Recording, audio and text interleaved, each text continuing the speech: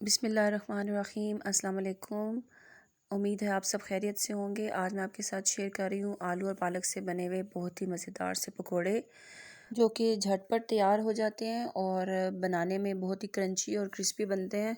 ये देखिए कितने सॉफ्ट और क्रंची से हैं। तो चलें इन्हें बनाना शुरू करते हैं और देखते हैं इनके लिए हमें किस चीज़ की ज़रूरत है। यहाँ पे तकरीबन मैंने 1 कप भर के बेसन लिया हुआ है और इसे छान लिया अच्छा सा। यहाँ पालक की तकरीबन 1 कप भर के सिर्फ पालक के जो आगे पत्ते होते हैं उनको बारीक बारीक काट लिया है। 1 मीडियम साइज़ का आलू लेके उसको काट लिया है। प्याज तकरीबन 1 मीडियम साइज़ की है। 2 से 3 हरी मिर्चें लेके आप अपनी मर्ज़ी के हिसाब से डाल सकते हैं इसमें। नमक इसमें हस्ब ज़रूरत जाएगा। इसके अलावा इसमें मोटी कुटी हुई लाल मिर्च है या चिली फ्लेक्स इन्हें कहते हैं। आधी छोटी चम्मच इसमें गरम मसाला जाएगा। 1 से 2 चुटकी इसमें अजवाइन जाएगी। ज़ीरा इसमें जाएगा तकरीबन 1 चम्मच और लाल मिर्च इसमें जाएगी आधी चम्मच। इसके साथ ही ये मैंने मोटा दरदरा पिसा हुआ सूखा धनिया ले लिया है, जो कि पकौड़ों में आपको पता है कि बहुत ही मज़ेदार सा लगता है। तो चलें इन तमाम चीज़ों को मिक्स करते हैं। और इसके लिए यहाँ पे मैंने सबसे पहले एक अदद बर्तन में तमाम जो हमारे पास इंग्रेडिएंट्स हैं या जो चीज़ें हम लोगों ने पकौड़ों के लिए तैयार रखी हुई हैं वो इसमें शामिल कर देंगे और उन्हें अच्छा सा मिक्स करेंगे। जैसा कि आप लोगों को नज़र आ रहा है यहाँ पे मैंने सिर्फ जो हमारे पास पालक थे उसके सिर्फ आगे जो पत्ते होते हैं वो इसमें शामिल करेंगे और उसके साथ जो डंडल वगैरह हैं वो इसमें शामिल नहीं करेंगे, क्योंकि वो पकौड़ों में बिल्कुल अच्छे नहीं लगते। तो पालक के पकौड़े बनाने के तरीके तो बहुत से हैं, जिसमें पूरा पालक का जो पत्ता होता है उसको भी डिप करके आप बना सकते हैं, लेकिन ये मिक्स पकौड़ा भी बहुत ही अच्छा लगता है।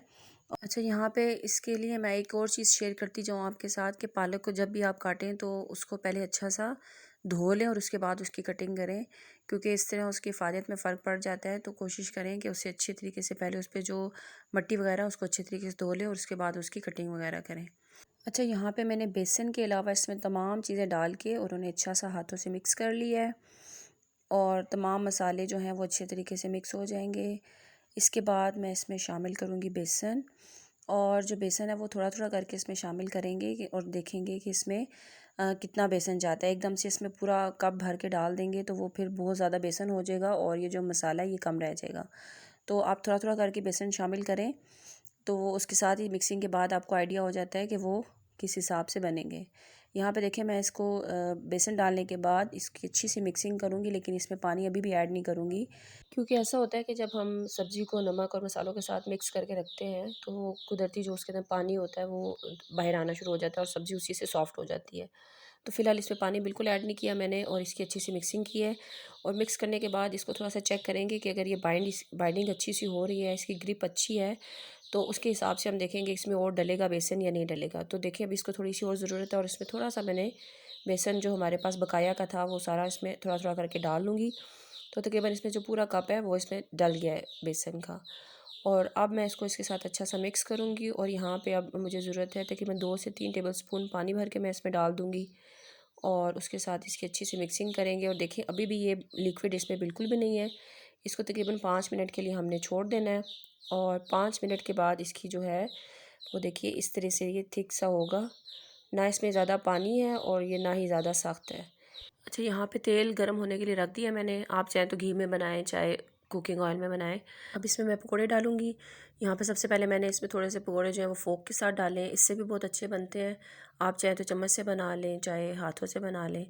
तो यहाँ पे मैं कुछ आपको ना हाथों के साथ भी डाल के दिखाती हूँ, क्योंकि जब आप बाज़ार वगैरह से पकोड़े लेते हैं तो वो हाथों से बने हुए होते हैं और वो बहुत ही अच्छे लग रहे होते हैं, वो ज़्यादा क्रिस्पी लगते हैं। तो कोशिश ये होती है कि हाथ से बनाएं।